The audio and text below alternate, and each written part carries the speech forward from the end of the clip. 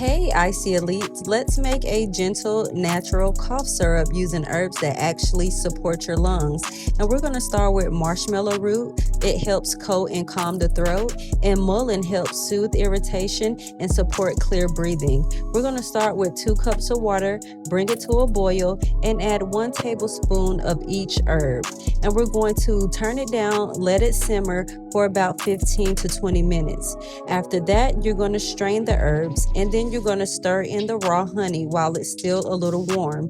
And that's it, a simple, natural cough syrup. If you love herbal wellness and DIY remedies, save, share, and follow for more healing recipes. Enjoy.